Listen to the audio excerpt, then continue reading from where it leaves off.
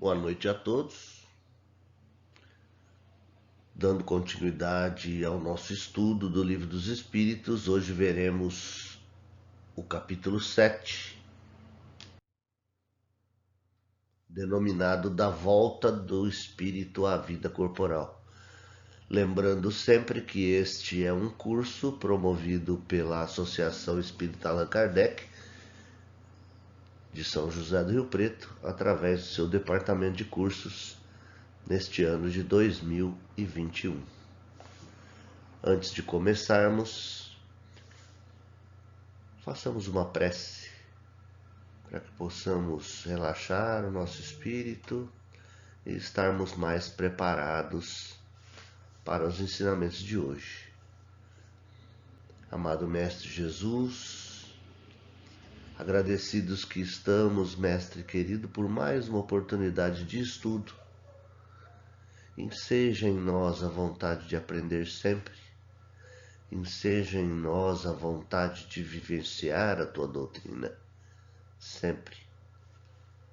E que possamos todos nós, na noite de hoje, sermos e termos o nosso espírito clareado pelas mensagens do capítulo de hoje.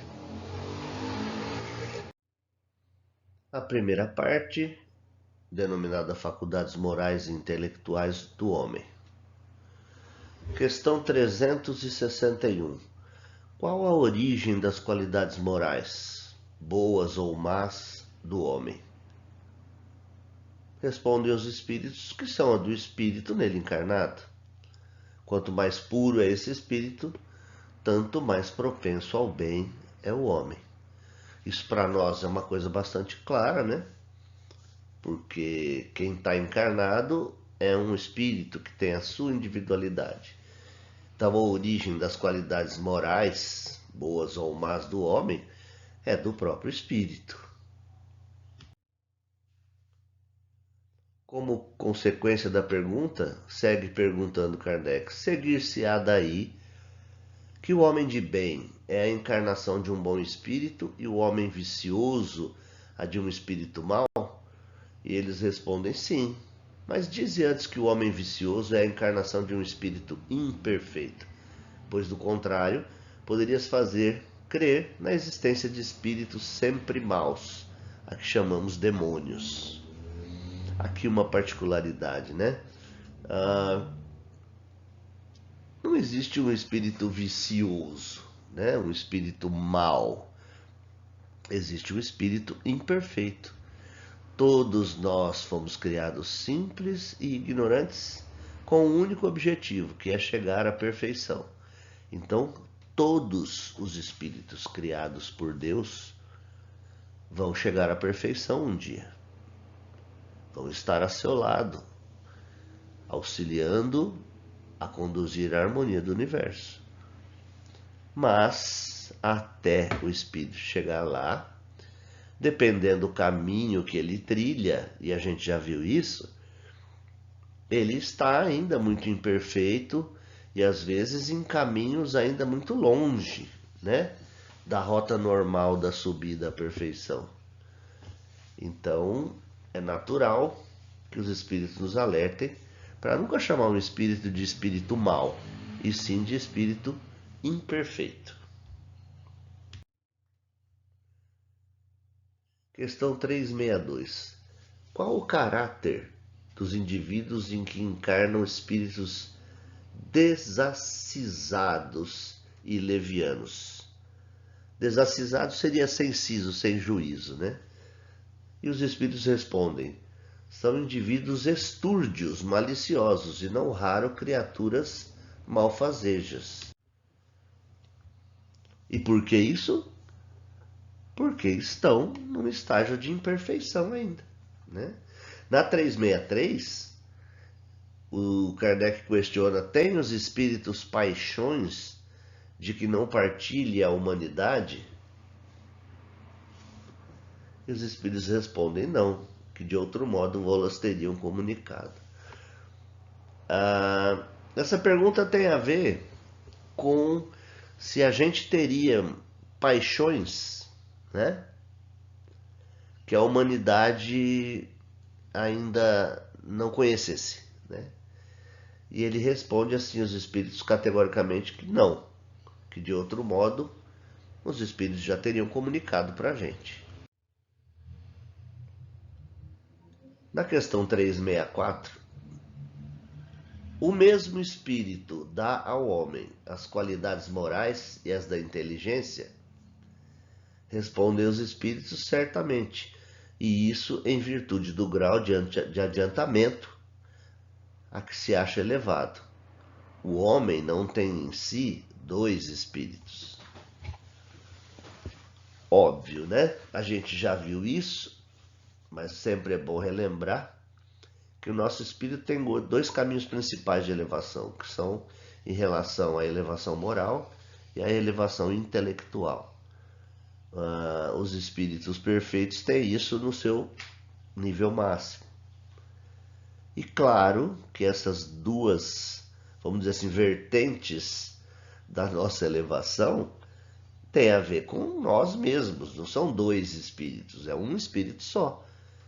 E o espírito, ele se eleva moralmente e intelectualmente. Às vezes, numa encarnação, ele se eleva um pouco mais moralmente, às vezes se eleva um pouco mais intelectualmente, às vezes aí através do começo da sua evolução, ele eleva muito o seu intelecto e esquece-se do moral, né? E aí temos aquelas criaturas que em determinado ponto da história manifestaram sua inteligência, mas sem moralidade, né? A gente está cheio de exemplos desse aí na história. Mas que eles também, ao longo das encarnações, vão desenvolver o seu lado moral e aí seguir a reta para a perfeição.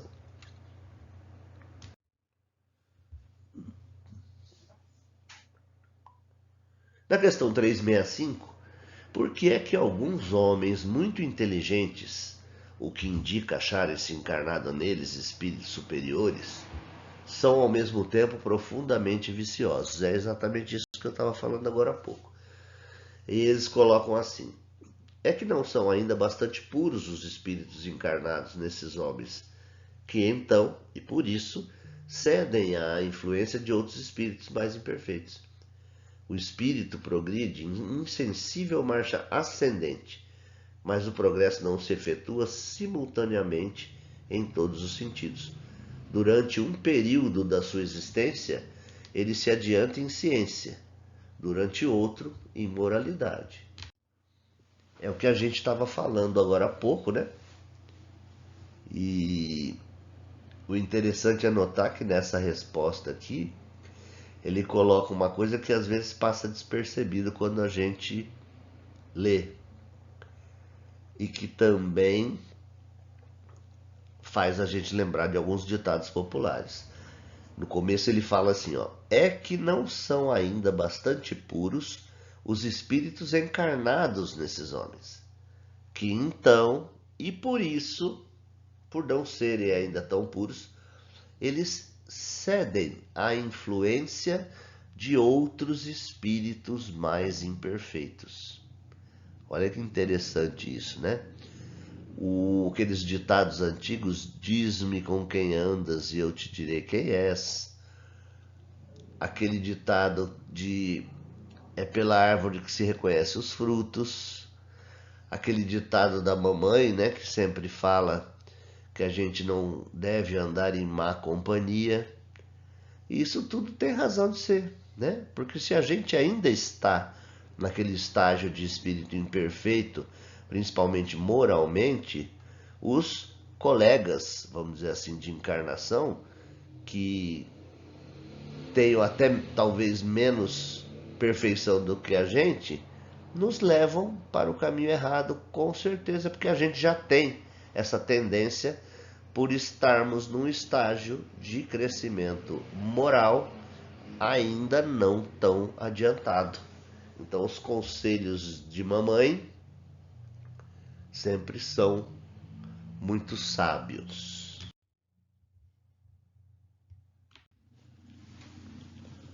Na questão 366, que se deve pensar da opinião dos que pretendem que as diferentes faculdades intelectuais e morais do homem resultam da encarnação nele de outros tantos espíritos, diferentes entre si, cada um com uma aptidão especial. E os espíritos nos respondem: refletindo, reconhecereis que é absurda. O espírito tem que ter todas as aptidões. Para progredir, ele precisa de uma vontade única. Se o homem fosse um amálgama, ou seja, uma mistura de espíritos, essa vontade não existiria e ele careceria de individualidade, porque por sua morte, todos aqueles espíritos formariam um bando de pássaros escapados da gaiola. A gente já tem nessa altura do curso isso bem individualizado, né? Que o espírito é individual, é um ser espiritual. Ele vai ao longo da sua vida, ao longo da sua existência, ao longo da sua caminhada, das reencarnações sucessivas, acumulando conhecimento, acumulando qualidades morais.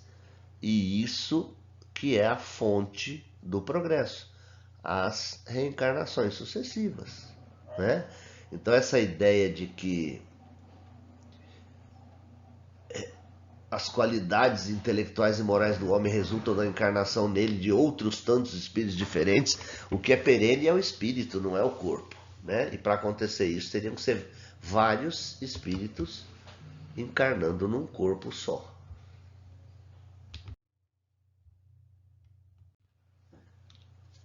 Em seguida vem um comentário, né, de Kardec, dizendo-se assim: queixa-se a miúde o homem de não compreender certas coisas. E, no entanto, curioso é ver-se como multiplica as dificuldades quando tem ao seu alcance explicações muito simples e naturais. Por quê? Porque a gente espera sempre explicações mirabolantes, né? E quando essas explicações são simples e naturais, isso acaba às vezes multiplicando a dificuldade de entendimento, quando não deveria ser assim, né? E ele prossegue: ainda nesse caso, tomam o efeito pela causa. Fazem com relação à criatura humana o que com relação a Deus faziam os pagãos, que acreditavam em tantos deuses quanto eram os fenômenos de universo. Então, quando o homem não compreende, o que ele quer dizer é que mais ou menos ele inventa. Então, na época do paganismo, cada fenômeno da natureza que era superior a eles e eles não tinham como lidar, contornar, lidar contra, eles criavam a imagem de um deus, né, como o deus do raio, o deus do trovão, o deus do terremoto, e assim iam. E para que, quando estavam nessas situações de intempérie, né, de tempestades e não sei o que, faziam sacrifícios de animais e até humanos para acalmar esses deuses, porque eram coisas que eram fenômenos do universo, mas que eles não compreendiam. E aí o Kardec continua assim: se bem que as pessoas sensatas com eles coexistentes apenas viam em tais fenômenos efeitos providos de uma causa única, Deus. Quer dizer, tinha também no tumulto daquele paganismo, sempre tinham os mais sensatos que, apesar de toda vamos dizer assim, o envolto dele durante essa encarnação, ele já tinha um cabedal um pouco superior para ser um pouco mais tranquilo em relação a essas coisas. O mundo físico e o mundo moral nos oferecem a esse respeito vários pontos de semelhança. Enquanto se detiveram na aparência dos fenômenos, os cientistas acreditaram fosse múltipla a matéria. Hoje compreende-se ser bem possível que tão variados fenômenos consistam apenas em modificações da matéria elementar única. é o que a gente chama de progresso da ciência, né? A ciência, ela se baseia no acúmulo de conhecimento. Então, quando você tem uma teoria, aquela teoria é aceita por todo mundo, e as teorias subsequentes vão se calcando com base nessa teoria que já está meio como que indiscutível. De repente, algum maluco, que a gente chama de maluco, né, um cientista maluco, descobre que aquela premissa estava errada. Então, o que acontece cientificamente quando isso é provado?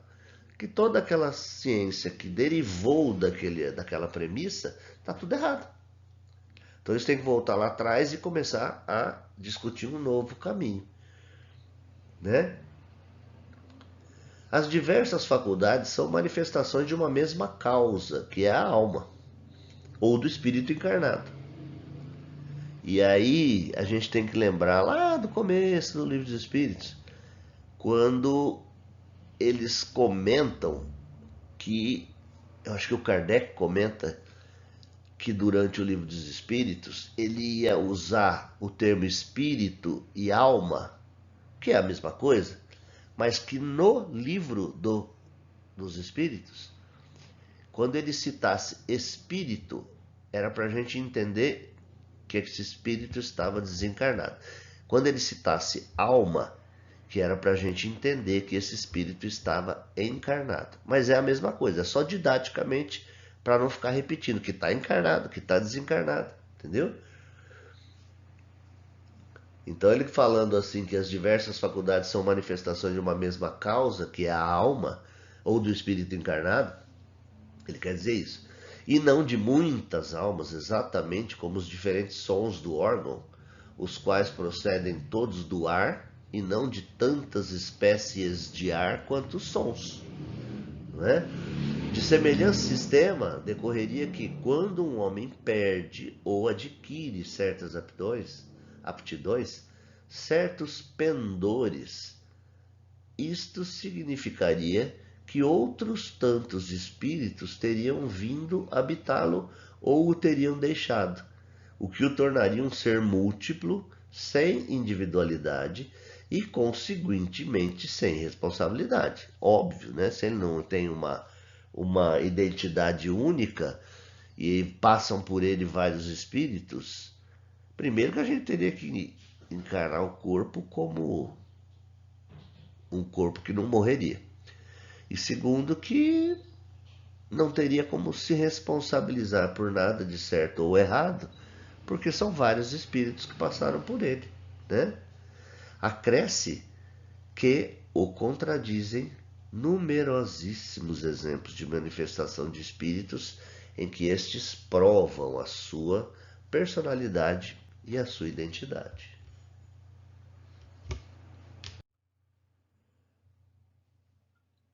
Uma segunda parte desse capítulo é denominada a influência do organismo, que são perguntas relativas a o que influencia, né, o organismo, o corpo do homem.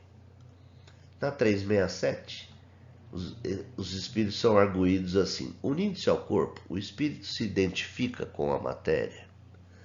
E os espíritos respondem que a matéria é apenas o envoltório do espírito, como o vestuário é o envoltório do corpo. Unindo-se a este, o espírito conserva os atributos da natureza espiritual. Óbvio, né? Pra gente que já viu sobre encarnação, sobre a necessidade, sobre como que se faz, a gente entende que o corpo será um instrumento para que o espírito possa realizar o seu progresso.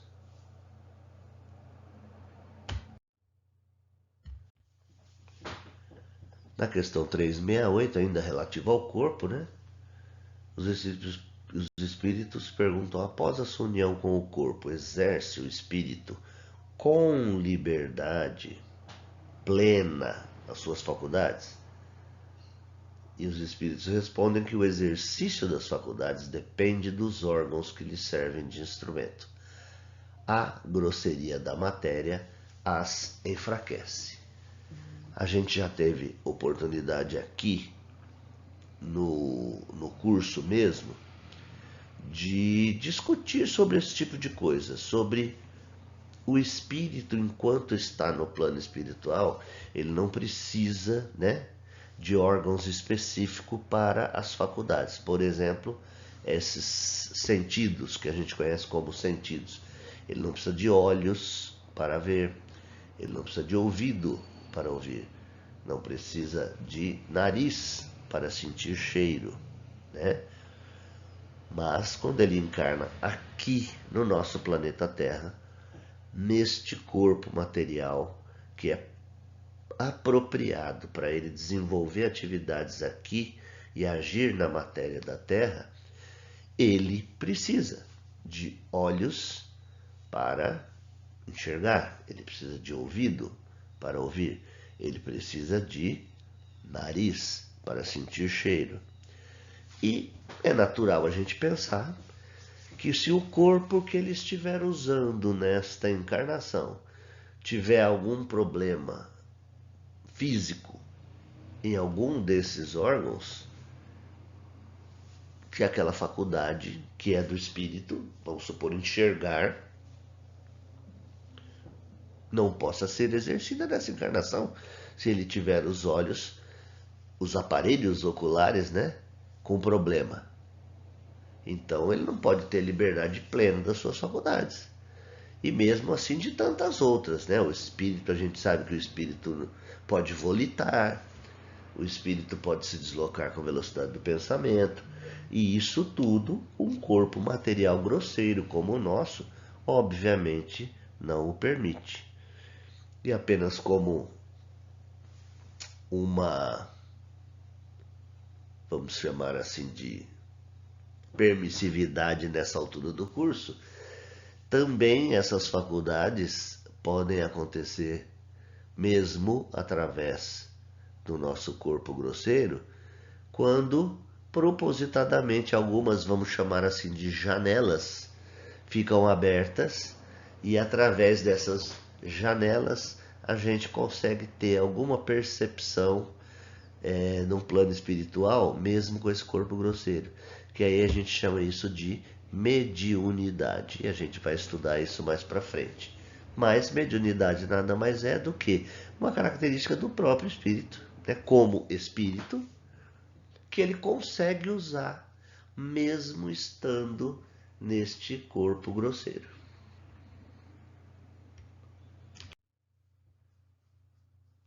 No desenvolvimento dessa mesma pergunta, é perguntado aos espíritos assim: o invólucro material é obstáculo à livre manifestação das faculdades do espírito, como um vidro opaco é à livre irradiação da luz? E aí os espíritos respondem: é como um vidro opaco, né?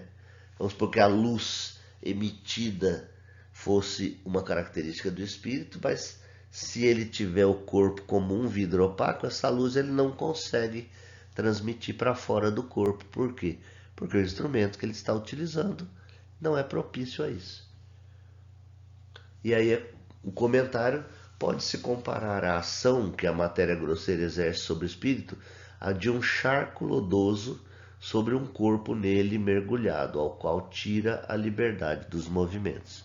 Óbvio que isso seria para, né, uma movimentação física, a parte motora, né?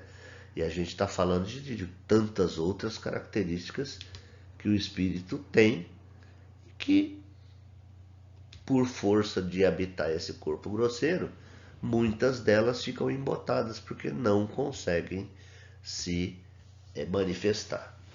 Um bom exemplo disso é se a gente pensar assim: uma pessoa que tem a habilidade de fazer tricô ou crochê. Eu estou falando isso para que a gente possa entender essa história do obstáculo que a gente tem para uma faculdade que a gente possui.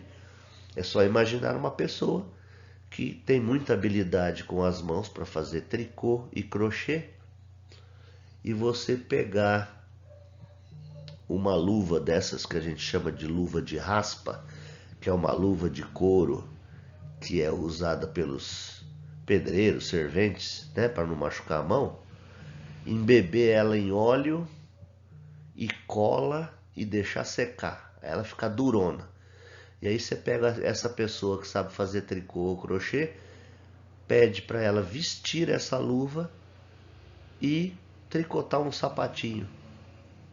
Óbvio que com aquela luva endurecida, ela não vai conseguir fazer o sapatinho.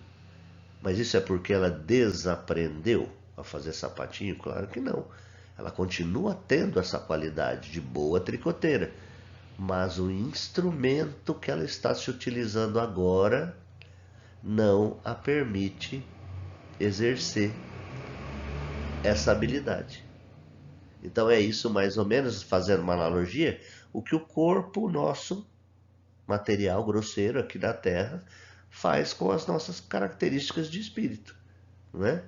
Ele não dá campo propício a que você possa exercer, como está perguntado aqui, né?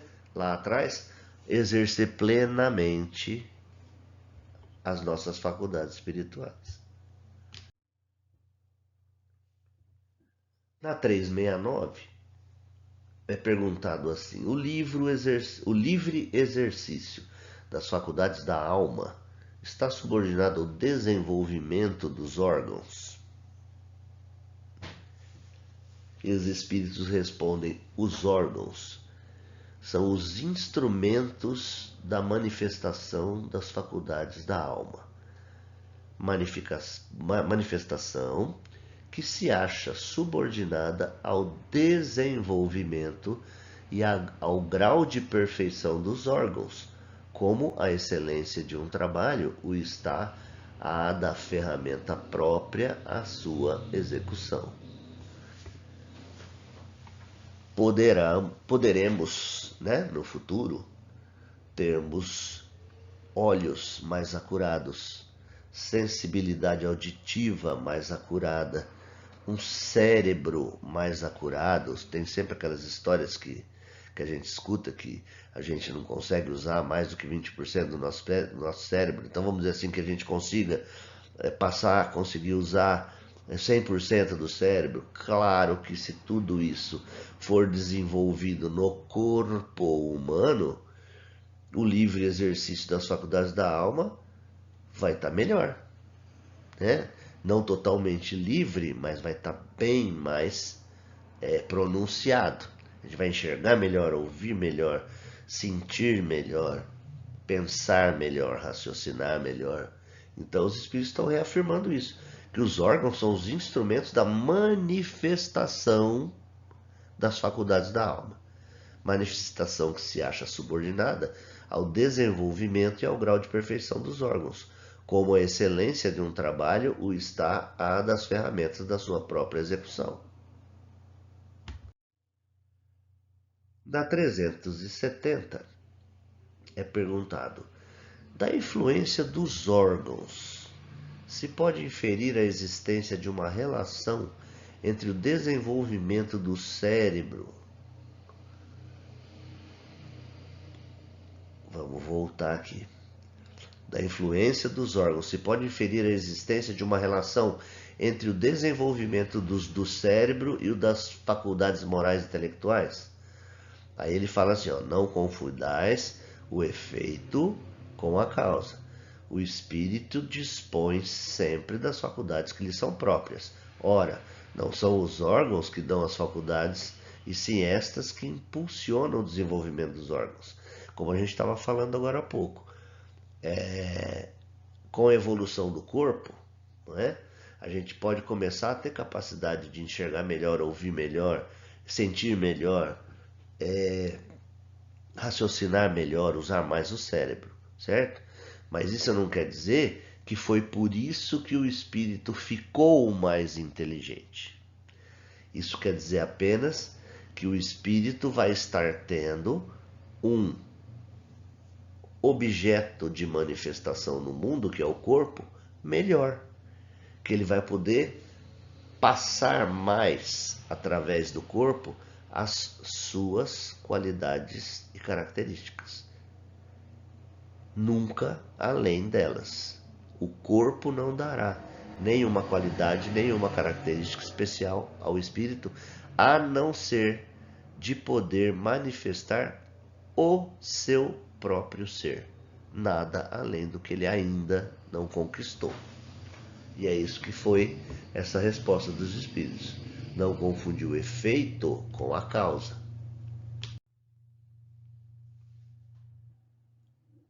E aí, em desdobramento dessa questão, é perguntado: dever-se-á deduzir daí que a diversidade das aptidões entre os homens deriva unicamente do estado do espírito?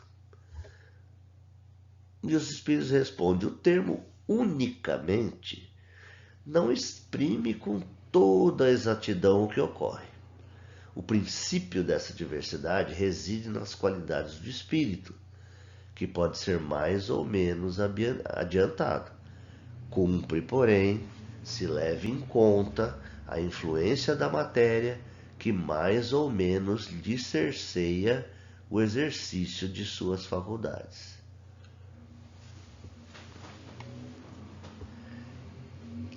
Aqui, se a gente notar direito, ele está perguntando assim, ó, se a diversidade das aptidões entre os homens, ou seja, entre os espíritos encarnados, se deriva unicamente do estado do espírito. Então a gente tem que se lembrar que a gente tem coisas a resgatar de encarnações anteriores. Faz parte da nossa estada aqui na Terra, no estágio em que a Terra se encontra, e por isso que estamos aqui, que é um planeta de expiação e provas, justamente nós teremos essas duas coisas para fazer por aqui: expiar as nossas faltas e provar a nossa índole, que é lapidar as nossas características morais e intelectuais. Mas faz parte da nossa encarnação atual, do nosso momento atual, a expiação também. Então, a diversidade de aptidão entre os homens não tem a ver só com o estado do espírito. Tem a ver também, e principalmente,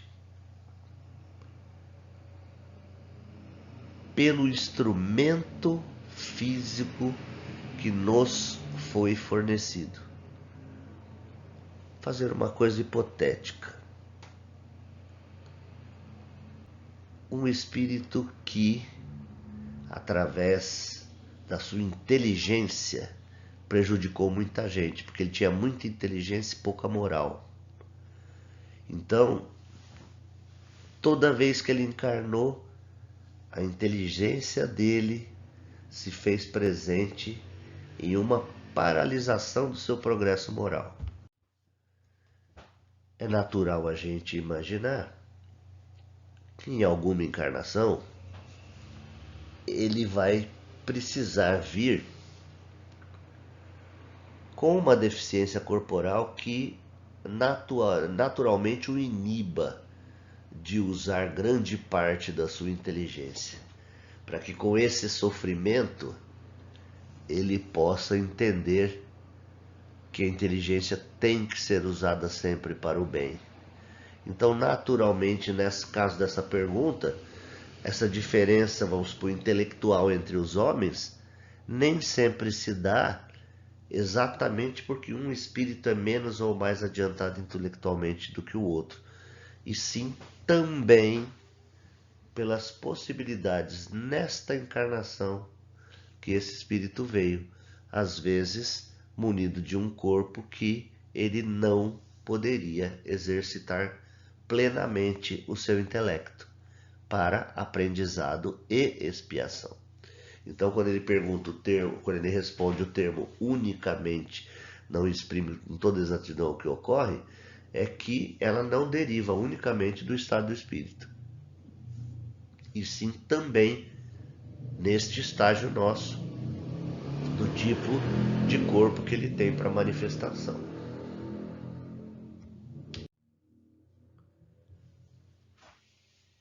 Agora um comentário do Kardec. Encarnando, traz o espírito certas predisposições, e se admitir que a cada uma corresponda no cérebro um órgão, o desenvolvimento desses órgãos será efeito e não será causa. Não é? Pra gente é uma coisa bem óbvia. Se a gente admitir que a cada uma dessas predisposições corresponda no cérebro um órgão, o desenvolvimento desses órgãos será efeito.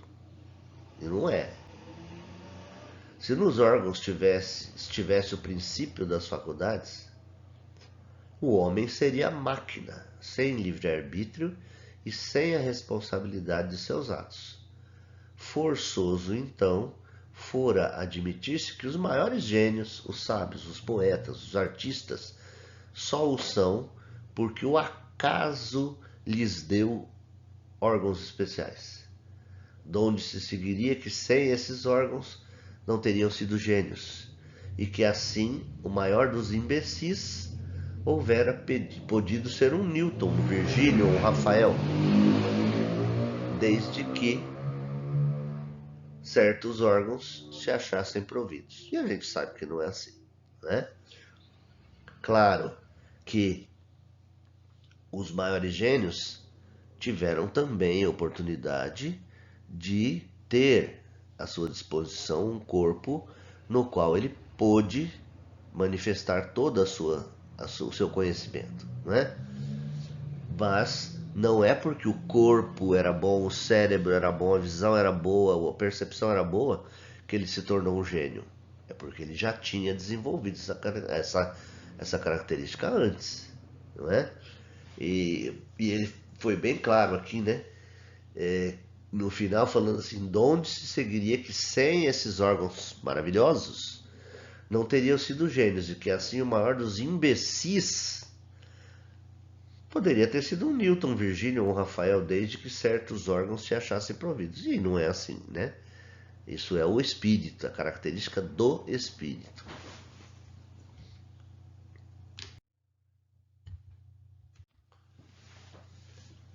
Ainda mais absurda se mostra semelhante hipótese se a aplicarmos às qualidades morais. Efetivamente, segundo esse sistema, um Vicente de Paulo, se a natureza o dotara de tal ou tal órgão, teria podido ser um celerado, e o maior dos celerados não precisaria senão de um certo órgão para ser um Vicente de Paulo. Admita-se, ao contrário, que os órgãos especiais, dado existam, são consequentes, que se desenvolvem por efeito do exercício da faculdade, como os músculos por efeito do movimento, e a nenhuma conclusão irracional se chegará.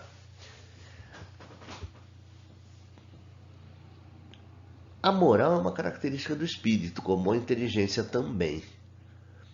Mas a qualidade moral se desenvolve do exercício, assim como a inteligência.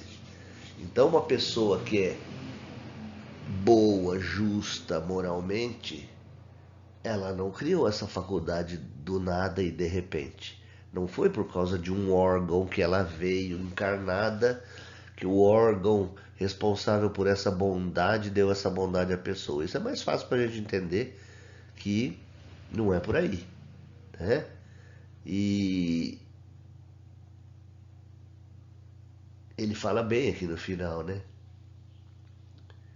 Admita-se ao contrário que os órgãos especiais, dado existam, são consequentes, que se desenvolvem por efeito do exercício da faculdade, como os músculos por efeito do movimento, e a nenhuma conclusão irracional se chegará, certo?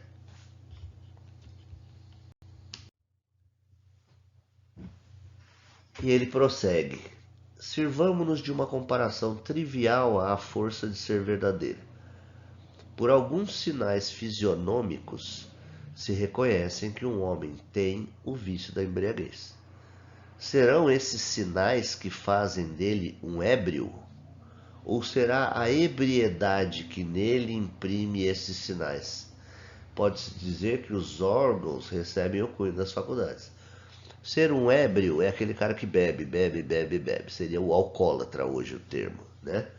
Então ele fala assim, ó, sirvamos de uma comparação trivial à força ser verdadeira. Por alguns sinais fisionômicos se percebe e reconhece um homem que ele tem um vício da embriaguez. E esses sinais serão o que fazem dele um embriagado? Ou será esse alcoolismo que nele imprime aqueles sinais? Pode dizer que os órgãos recebem o cunho das faculdades, correto? O cara é um alcoólatra. Obviamente, o alcoolismo dele faz com que os órgãos dele se deteriorem. E aí, a partir daí, ele passa a ter sempre mais e mais sinais desse alcoolismo, né? E é por isso que ele fala, pode-se dizer-se que os órgãos recebem o cunho das faculdades. Nesse caso, uma faculdade não tão boa, né? Uma faculdade ruim. Então, este capítulo, concluindo, nos traz à baila de que no fenômeno da encarnação, o espírito é o verdadeiro portador das faculdades, que ele traz consigo das experiências vividas toda a sua bagagem moral e intelectual. Conclui-se também que se ele está se manifestando aqui nesse planeta Terra, que é um planeta sujeito a gravidade, que é um planeta sujeito a luz, que é sujeito a oxigênio, que o organismo que ele habita necessita desse oxigênio para viver, necessita dessa luz para enxergar, necessita desse ar para ouvir. Ele tem no corpo físico naturalmente uma barreira que o impede de se manifestar plenamente como espírito, porque ele vai ter que exercer essas suas faculdades através desses canais, né? Como exemplo, ele só pode enxergar através do olho, e através do olho ele só pode enxergar se tiver luz. Então, se o olho dele não funcionar direito, ele vai enxergar menos. Se não tiver luz no local, ele não vai enxergar, o que não ocorreria se ele estivesse na sua plena capacidade de espírito e não limitado a um corpo. Então, o espírito traz as suas características quando ele encarna, mas ele tem a limitação do corpo. E essa limitação do corpo serve para quê? Serve para a sua expiação de faltas anteriores, serve para novas provações que ele vai ter que enfrentar. Então esse corpo vai propiciar a ele expiar as suas faltas e também se desenvolver como espírito. E é por isso que na segunda parte desse capítulo que a gente viu hoje, que os órgãos corpóreos influenciam, sim, também nas aptidões dos homens encarnados, né? Tem pessoas que têm muita habilidade na mão, tem pessoas que têm mãos trêmulas, e mesmo se ele tiver habilidade fina com a mão enquanto espírito para trabalhos manuais, nesta encarnação ele não poderá se utilizar dessas características suas pessoais, porque o instrumento dele não o possibilita. E as causas disso, com certeza, estarão aliadas à sua necessidade para esta encarnação específica. Aí não há lugar para um Deus punitivo. Isso é apenas fruto da bondade de Deus, que permite que nós tenhamos sempre uma oportunidade nova de treinar as nossas faculdades e sempre nos é fornecido um corpo propício à nossa necessidade atual deste acerto, tanto de passado quanto de treinamento de características para o futuro. E assim concluímos hoje mais um capítulo.